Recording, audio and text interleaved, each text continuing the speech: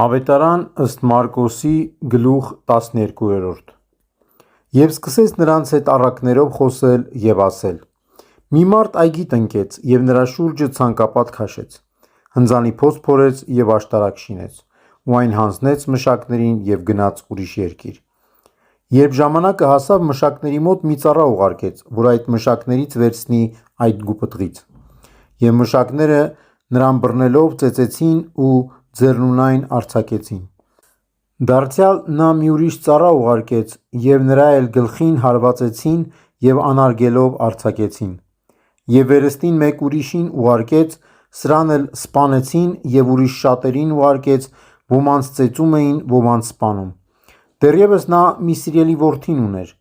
Վերջում նրան ուղարկեց նրանց մոտ, ասելով. թերևս իմ այս որդուց ամաչեն: Իսկ մշակները երբ տեսան, որ նա գալիս է, իրար ասացին. ժառանգը սա է, եկեք սպանենք սրան և ժառանգությունը մերը թող լինի: Եվ բռնելով նրան սպանեցին ու հանեցին գցեցին այգուց դուրս: Արդ այգու տերը ի՞նչ կանի: Կգա ու կսպանի մշակներին ու այգին ուրիշների ձեռքը կհանձնի: Դուք չե՞ք կարդացել գրքի այն խոսքը, թե այն քարը, որ կառուցողները անարգեցին, նա եղավ անկյունաքար: Տիրոջ կողմից եղավ այս և մեր աչքին սքանչելի է: Եվ նրանք միջոց էին փնտրում նրան ձերբակալելու, բայց ժողովրդից վախեցան, որովհետև հասկացան, թե նա առակը իրենց մասին ասաց, և թողեցին նրան ու գնացին: